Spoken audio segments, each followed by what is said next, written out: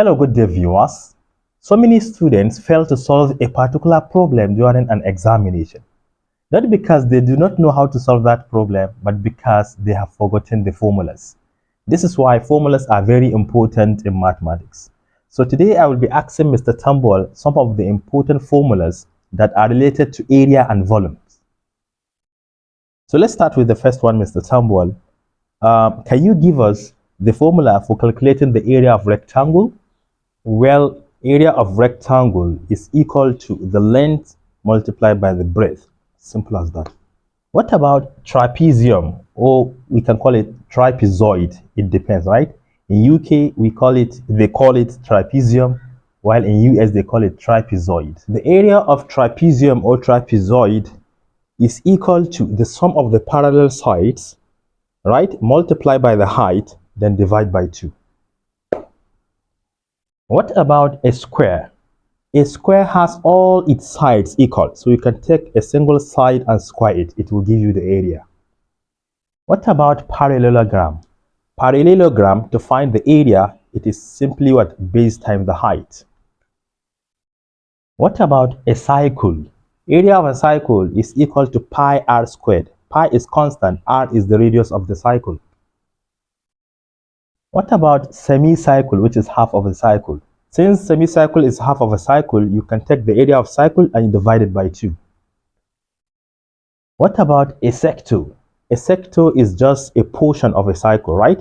So you can take the angles subtended by that sector, divide by 360 degrees, then multiply by pi r squared. That is when the angle is in degrees. But if it is in radian, you take what? R squared times theta, divide by 2. So what about triangles? Triangles are very special. We have different formulas. It depends. If the base is given to you, the height is given to you, take the base, multiply by the height, and divide by 2. Sometimes you may be given an equilateral triangle where all the sides are given, and you know they are exactly the same. In that case, you can take square root of 3, divide by 4, then you take one of the sides, you square that. Then you may be given a triangle with 3 distinct sides. 3 different sides, or 2 are the same. It depends.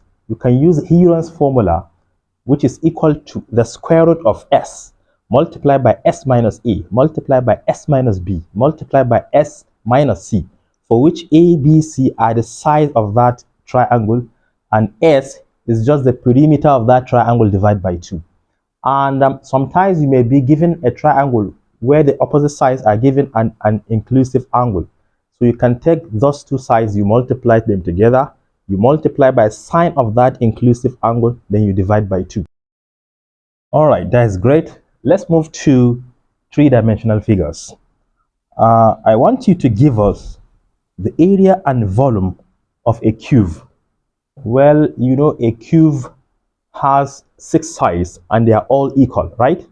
So if you want to find the area of a cube, you can just find a single area, which is length times length, or a squared. It depends. Then you multiply by 6. That is the area. Then for the volume, just take area of the base, then you multiply by the height, and that's all.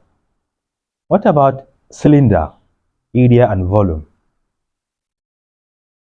Area of a cylinder, it comprises the curved surface and the total surface area. If you are talking about only the curved surface area, it is what? 2 pi r h. Then you know the top and the bottom are cycles, right? Which is just pi r squared. So you can find the curved surface area and add it to the 2 areas. That is, since one area of cycle is pi r squared, then we have 2, that is 2 pi r squared. What about a cone? Curved surface area of a cone is pi r l. Then we have the base, which is a cycle, which is pi r squared. Then the volume will be what? The volume of a cylinder divided by 3. What about a sphere? A sphere, if you want to find the area of a sphere, it is what?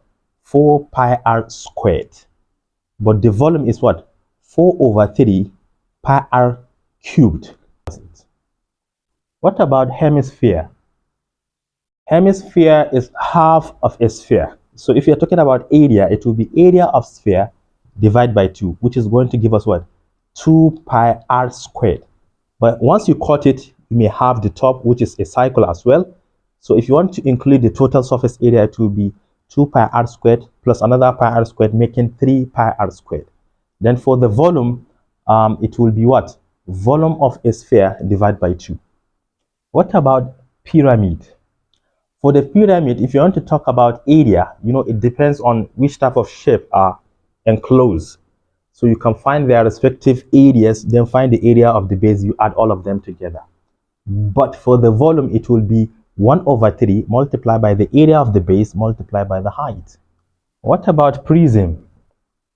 Well, we have different prisms, so the best way to find the area is to find the area of the base. It could be a triangle or rectangle. It depends on which shape is that. Then you find the other areas attached by the side. Then you add all of them together, you get the area. Then for the volume, it will be area of the base multiplied by the height. Simple. That is very good. Thank you so much. I do hope you have learned something today.